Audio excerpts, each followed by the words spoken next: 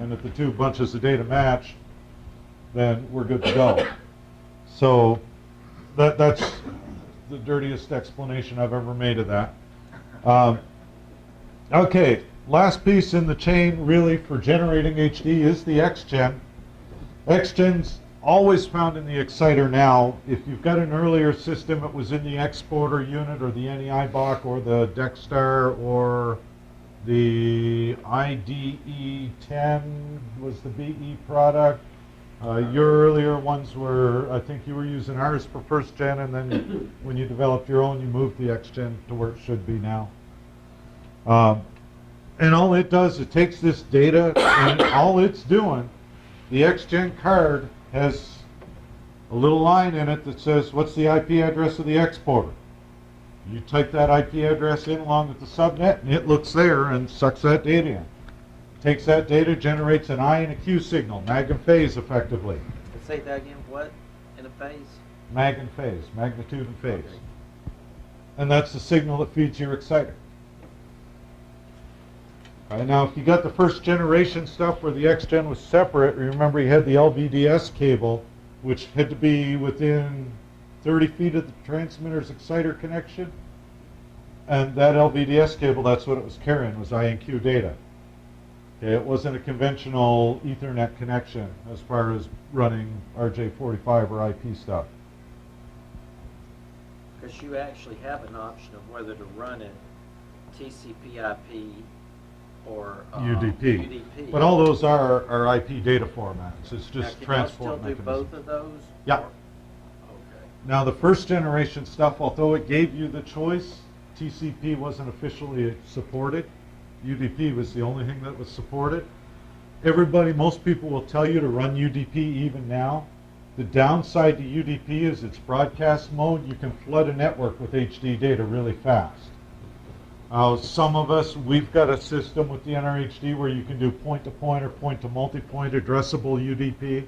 So I only send the data, whereas TCP you can always do addressable. Where you run into issues with that, if you've got one exporter and dual exciters in your transmitter, or a main and a standby transmitter, both HD capable, you need to be running broadcast mode if you don't have a protocol that'll support point-to-multipoint. Okay? That's because at some point you got to go in there and bridge it to both of them. Right, right. And because if you're running TCP, you're point-to-point, but you've got two different IP addresses because you can't run the same IP address on two pieces of equipment. They can't come back to the same place. Right. The only way you could do that logistically these days would be with like a layer 3 managed switch with port forwarding. And that's an awful expensive alternative. Because I got the impression Brand X won't do anything but UDP now. Most people prefer not to, because the broadcast mode, you know you're sending it to everything in the system, you don't have to worry about it. There's very few dropouts. There's very little. The downside is there's no error correction, because if you get a drop packet, it can't go back and say, hey, I missed this, send it again. You got the importer or the exporter? Exporter to XGen. Oh, exporter. Yeah, what do they call that? E2X? There's the other thing. You'll hear people talking about I2E and E2X. Let's see. Larry, what button turns this thing on? Mine. You have a credit card? I got me. Push the light button. Light button. Let's hit the power button first. Huh? And then you want a piece of paper? No, I got a piece of paper. You want to write for it? Could you do that? Yeah. Awesome. Okay, and then go to the thing. Here it There we go. Look at that. is. Yeah. All right. So you hear everybody talking about I2E and E2X. Okay. I2E is importer to exporter. Have I ever told anybody how much text speak drives me crazy? Anyway, E2X is exporter to XGen. Okay, so basically their data paths is what they're talking about when they refer to that stuff. All right, because remember when we hooked this stuff up, so I told Larry it'd be easier if I could just stand up here and draw pictures. So you got an exporter, you got an importer, and an X-gen, which is usually in the transmitter and in the exciter. They're just all connected together to a network switch. All right, there's no physical connection between these devices as a rule, except occasionally as a feedback path. All right, let's turn that guy off because that's bright. See if I figured this out right. That button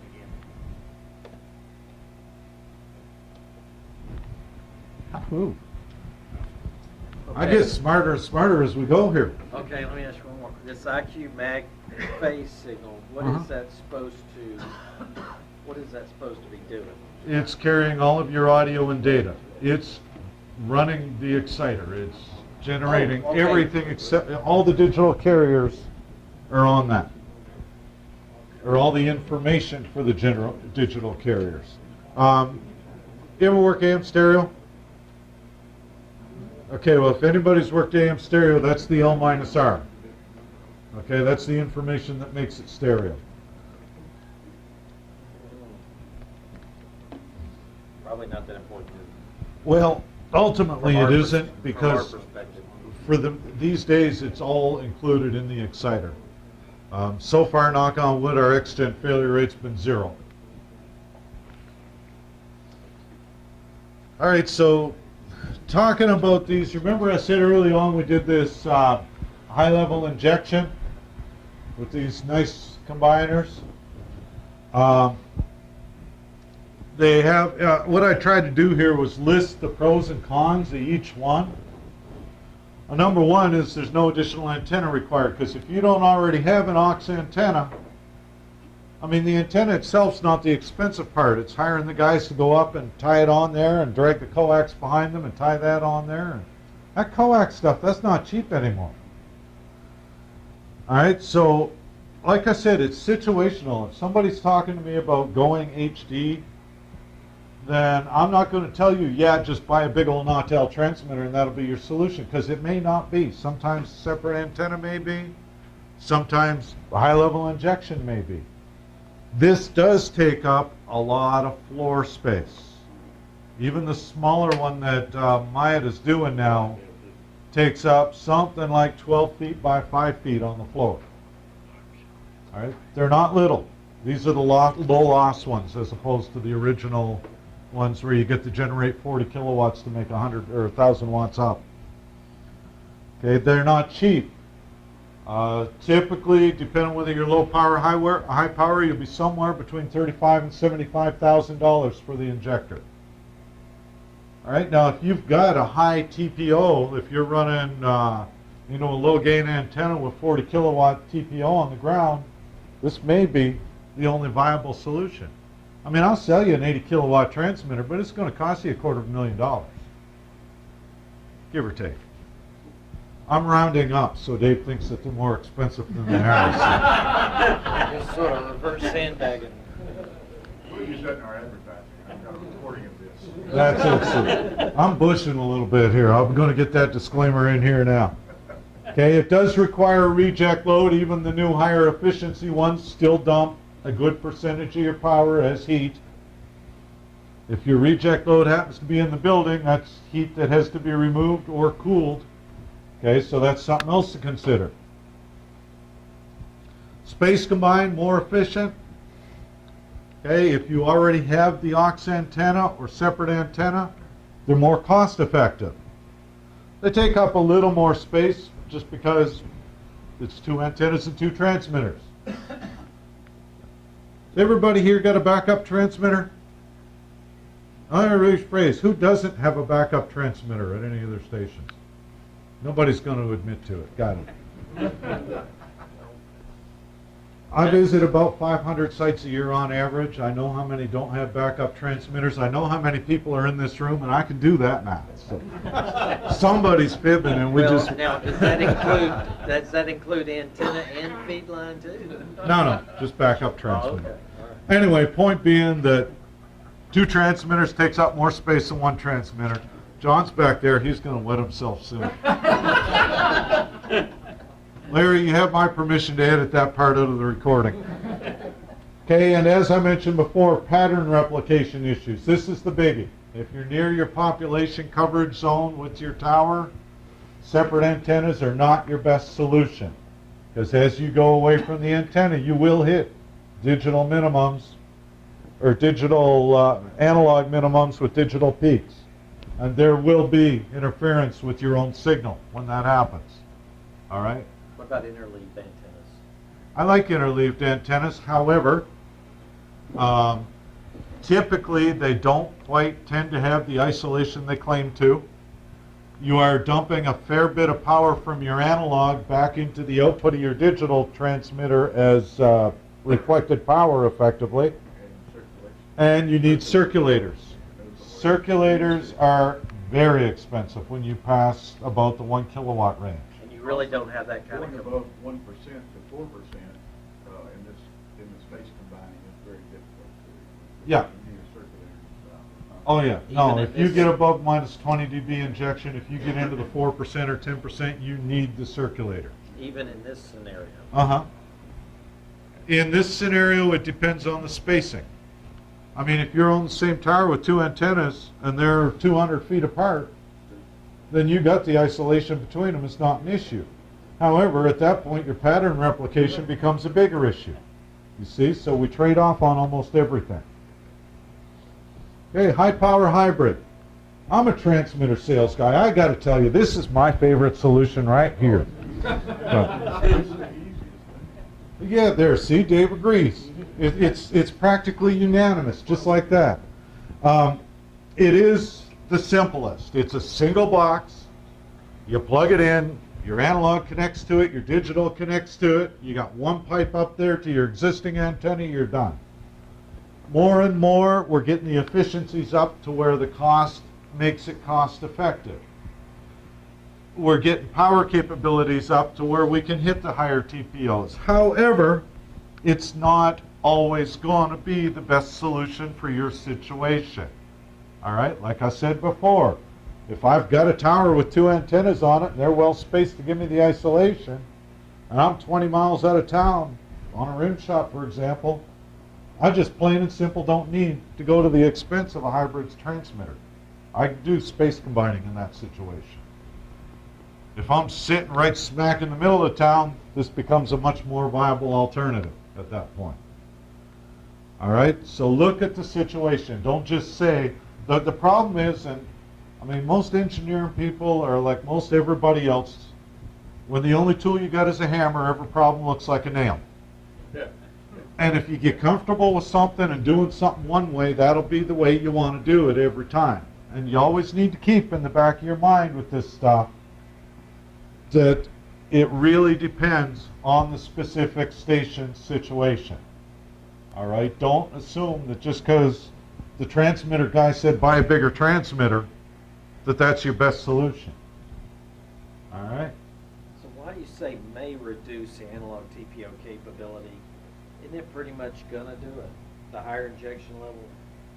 Higher HD injection levels have an effect on analog TPO because your HD carriers are amplitude modulated, and that HD power does subtract from the, you know, I mean, if I got a 44 kilowatt transmitter, I want 1 kilowatt HD, I need 4 kilowatts, well now I only got 40 kilowatts left for analog, as an example. I mean, those numbers don't match up to anything. The thing is, it's more of a will reduce than may reduce, isn't it?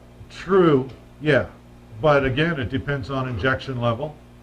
It depends on this. HD at all makes the analog. All right, you're going to make capability me use brand names here. I can see it coming. I tried to avoid that, okay? I'm being very careful here not to do that. If you take an FMI 703, okay, I'll use pick BE. Is any BE reps here? No, good. Take an FMI 703, does 7 kilowatts analog, 3 kilowatt, or 3 kilowatts is digital. Now, 7 kilowatts is at minus 20. Okay, if you take our GV10, which is the same base model, a 10 kilowatt transmitter running HD, the GV10 at minus 20 will do 10 kilowatts. All right, that's what I'm talking about, may reduce. Okay, it's specific. Talk to your manufacturer. Okay, don't force me to sit up here Okay, and may. name names. I don't like doing that. May not let you reach your analog TPO is what it's basically saying. It may not, yeah. Okay. I mean, if you're running 30 kilowatt TPO with a 30 kilowatt transmitter, you're not doing HD without replacing it. That makes sense. Okay, the only way you're doing HD without replacing it in that case would be separate antennas, because even an injector would burn enough extra power that you'd need to crank up the headroom on your analog. All right? So like I said, it's all situational. Look at the different options. Talk to a couple of different manufacturers. No, don't just take my word for it, because I'll be the first guy to admit I'm biased. I've been working for this company for 25 years, and they haven't fired me yet, in spite of really probably me deserving it more than once. Kathy's not in here, is she? Because she'd be nodding her head about now. All right, the other option, and this one, I only bring it up as an afterthought because the complications are way more. If you're running into a channel combined situation, multiple stations, common antenna, you can backfeed the reject load ports on the channel combiner with your HD signal. The downside, number one, reject load ports, depending on the combiner manufacturer, tend to be pretty tightly sized. There may not be enough space or enough power capability for you to do that at higher HD levels, higher injection levels, okay? A lot of them were developed, they discovered early on that you could run this much power here and minus 20 dB into the reject load, bang, you're done, HD injector. Throw a circulator on the digital transmitter and life is good. Until you try to upsize that by 6 dB and put 4 times as much digital power into the reject load port. And then the smoke comes up. All right, so it is in some cases an option, again, situational. If you're in a channel combined situation, it's something to think about. Something else to think about with all of this stuff. Always, always, always remember that these HD carriers are amplitude modulated. Okay, so you take your HD power, you multiply that by 4, you add it to your analog power, that's the peak power going up the pipe. If I'm running right smack at the limits of my antenna right now, throwing HD on there at minus 10 dBc is not a good idea unless you want to watch the flaming wreckage fall from the sky. All right? If you're lucky, it'll be in your building. We had a combined high power HD transmitter, and we went from 1% to 10%, and the combiner, even though it was spec, Yep. to handle the peak power. Was it a Brent I'm not J? gonna say anything about who it was. Okay.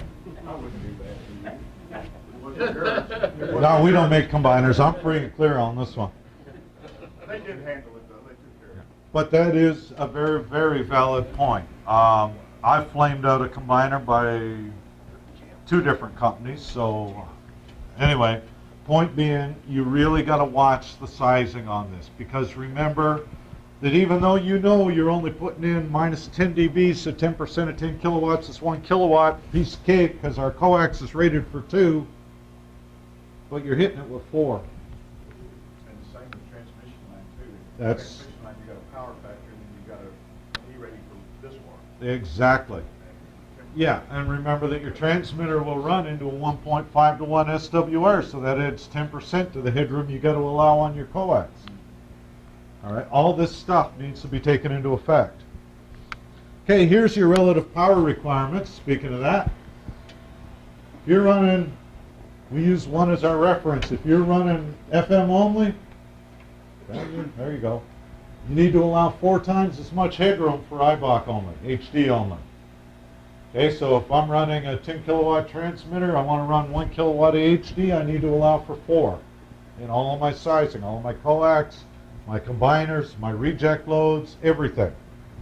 Okay, if I'm running hybrid at minus 10 dBc, I'm allowing for about 2.5 extra, 2.5 times. So if I'm running 10 kilowatts, I'm going to allow for about 25 when I size stuff. All right? That is your general guideline right there. Okay, that is what will tell you how not to blow stuff up. Because goodness knows, we can all find enough ways to blow stuff up without actually looking for more. Okay, I'm going to throw a quick blurb in here. This is reliable transport is something we did. The Ubiquity data stream, they tell you that 160 kbps is enough throughput to handle HD data. Has anybody ever run HD through a Starlink? No? Must be somebody. Anybody ever run HD data through a landlink? Paul's the only one who'll admit to it. Did it work real well? Because the HD data is 1.8 megabits of data, followed by about 7 frames of near silence. And then 1.8 megabit burst and 7 frames of near silence. So early on, this happened, I don't know, we did this 5-6 years ago. Philip Schmidt, our bit buddy, the guy who's the best person we've got at taking data and getting it from over here to over there, took this, totally deconstructed it, repackaged it into 160 kbps solid steady state throughput. Okay, we can run that over a single satellite channel, and we are in Denver and a few other places. Okay, that's a plug. The best part is, though, you don't have to buy an Autel product to get this. We sell a little box that you can adapt to any transmitter on the planet. So if you're having a land link issue, and you got a brand H or a brand B or a brand C, or I think that's all of us, then you can pick up a box that'll go on each end, deconstruct the HD signal, go through your pipe, reconstruct it, feed it to your regular transmitter. Don't get me wrong, I'd cheerfully sell you a new transmitter, but why buy one if you don't need one? Okay, a little more on the derating on the power, what we were talking about. This may derate power. Your 40 kilowatt transmitter at minus 10 dBc of injection on the HD, so 10% HD. There we go again, sorry there, is a 16 kilowatt transmitter. This varies a lot from one manufacturer to another. This is based on our original NV series. Because, of course, well, it's who I work for. Everything I do is based on Nautel stuff. Our GV series will put out closer to 23, 24 kilowatts at minus 10. Okay, I'm sure that the Fax series puts out something different, and the 816 puts out something different. Did I get the model number right, Dave? 816 HD, right? Okay, stop. So is the 4220s tied together? No, No? for us a 40 is a 40. For Harris a 40 is a 40.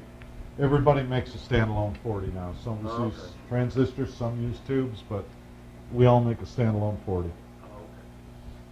Okay, now remember I told you before, if you're running MP3, the extended mode, that has an effect also on your power capability. Oops, I'll get back there for you. There you go.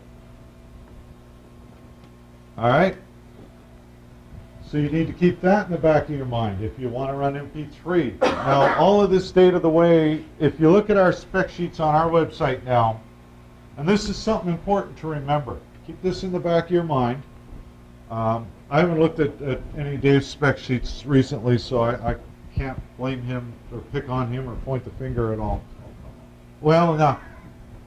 You know, if you're guilty, then you can sit there and look embarrassed. Some manufacturers, well, there's only 4 of us to choose from. I'm really limited in the field, aren't I? Have been known that when they spec a power capability at minus 10 dBc, we'll be combining the analog and the digital power. So, like, if I said 14.3 kilowatts, that might be 13 kilowatts of analog plus 1.3 kilowatts of HD. Okay, so make sure when you're doing a spec or when you're asking for data that you're getting the information exactly the way you need it. Spec it on your analog power only. If you look at our spec sheet and it says it'll do 17 kilowatts, it'll do 17 kilowatts of analog plus the HD, not combined power. All right, that's really important because, like I say, there are 1 or 2 manufacturers that fudge that a little bit, and you want to be sure. Because there ain't nothing worse than hooking it up, getting it up there, and discovering that you ain't making the analog power you need to be making. And- Everything needs to be referenced I- to the analog TPO originally anyway. Yeah, and of course, y'all always leave like 10 or 15% of headroom when you spec out a transmitter, right? Nobody ever buys a 5 kilowatt transmitter run 5,200 watts, do they?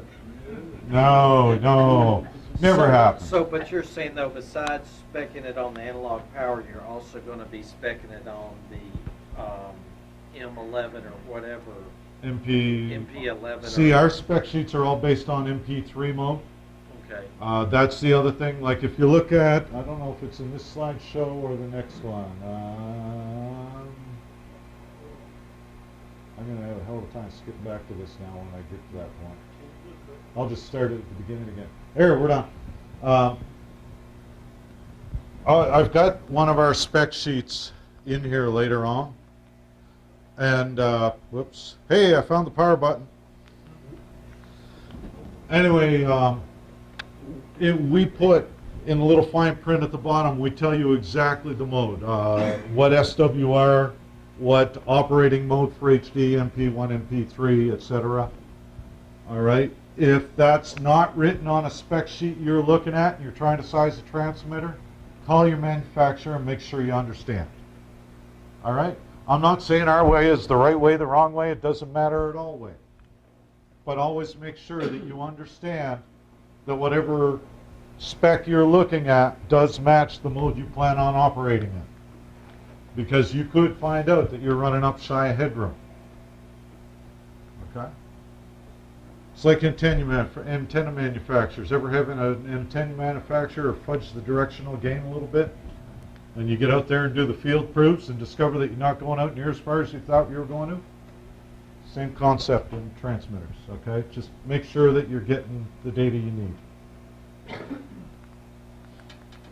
All right, so everybody's... One more. If you start jacking up your injection level Uh-huh. and your analog part can't handle it, Mm-hmm. what do you see happen when you start coming up with your digital carriers? Does your analog start dropping, the transmitter overheat? I mean... Depends on who makes it. Oh, not one of those. Yeah, it does. No, I mean, there's no set Well, I mean- limit. I mean, ours, just plain and simple, you can't turn the digital carriers beyond the limits of the transmitter because transmitter won't let you. I mean, if I'm sitting there and I got the thing running to the wall at 32 kilowatts with minus 14 dB injection, and I try to turn it up to minus 10, it'll just look at me and say no. Just All kind of right? like... It won't turning- give you an alarm or anything. It'll just give you a little red message that says you have exceeded the capabilities of this unit or something like that. You mean that's kind of like where you crank up the power and transmitter, you're at the top of the line and you just can't go any further anyway? Yeah, it's like having a governor on your system. Once you hit that wall, you're not going any further. All right, now, having said that, like I said, I don't know what the others do. I think that Continental does something similar, I assume. Our Siders capable of doing it. You've got a 1% transmitter though, and that's what it's set up for. It will not go higher than 1%. Yeah. We've changed some guys play with 4% by back in the analog power there. Uh-huh. And see, so... So maybe your, and/or your RTAC in this brand H might stop tracking at that point. Or, you know what I mean, where you I start getting can't those answer errors. for Harris Okay. or Gates or... Okay. Yeah, brand G now, don't forget. Yeah. Gee. I just plain and simple can't answer for them. Okay. People always ask me to compare our gear to their gear, and it's like I don't know anything about their gear because I don't work for But you Harris. see why I'd ask the Gates. question of start Yeah. injecting too much, what would happen? Oh yeah, I mean you want to know if you're going to run into a governor or blow your engine, and I don't know the answer to that for anybody else's Okay. gear but ours. Yours will stop you because it's all tied together. Yeah, I mean what we look at basically is the peak output power as a total sum of analog and digital. When you hit the wall, you've hit the wall. We don't care what combination you got. All right, so everybody's talking about this HD power increase. We started off, like I said, at 20 dB down, and you couldn't even cover your 60 dB U contour with it. The FCC said, all right, well, I guess you can go to minus 14. That was September 2009, 2010, something, a couple of years ago, one long ago. And minus 14 for most applications will get you out well beyond the 60, and in most cases out to the 50. Won't get you, you'll lose a lot, and if you're in a multipath prone area, the HD will drop out. If you don't have anybody who would interfere with your second adjacent, or if you don't have anybody on your second adjacent where your HD carriers are, first adjacent, sorry, then you may be able to, with a consultant study, put in an application to do -10 injection. Or you could potentially do asymmetrical, where you got -14 over here, -10 over here. All right? The reason for looking at this is, and we've seen lots of papers on this recently, as more and more laptops, iPads, cell phone chargers get out there, noise floor's gone up. Getting harder and harder to receive a station. You ever been sitting at an LED traffic light trying to listen to AM? Yeah, that's the sound I make. It ain't going to happen. I've got a Dodge pickup for a rental this time because I wanted to fit in. And Did you get a gun in the back? no, they wouldn't give me a gun rack. I asked. That's Bubba Welton there. That's me. And it's got a surprisingly good AM receiver on it. But there's still a lot of background noise out there. So the theory was that if we can crack up the HD, see, really all you need to do is get one sideband up there. If you can pick up one sideband, one HD data stream on a car receiver, it will lock in and drag the other one out of the dirt once it knows what it's looking for. All right, but one sideband gives you a much better chance of hitting a receiver than no sidebands. Now, you're Right. not saying there's some way to make one higher than the other, are you? Sure there is. Oh yeah, there is. I got that transmitter over there. It's running asymmetric right now. I'll show you that in a second or two. Hey, Jeff, I've always understood that you don't need but one side. That's right. Okay, so you Yeah. don't need to drag one out the dirt. You can live Yeah, on well, one will unlock it. Yeah, exactly, because ultimately they duplicate the data on both sides. You'll lose a few bits here and there, depending on the situation, but for the most part, you get much better coverage if they can receive even one. Okay, so as I said, it's a coverage versus interference thing. Somebody smarter than me did a study on how many stations could actually run asymmetrical. I know of at least a dozen that are doing it in my area of central U.S. Okay, it works for AM. Well, AM, you've been able to do asymmetry on AM from the get-go. As AM, it's -28 dBc for the for the digital sidebands, but you've always had the ability to independently set them as need be. Okay, now we're able to do it on FM. Hey, this is where we get into issues. All right, after you get above or below, whichever the as you approach the 50 dBu contour, you cannot be interfering with an adjacent channel station. Now, if they're on your upper sideband, you can increase your lower sideband and leave your upper where it's at.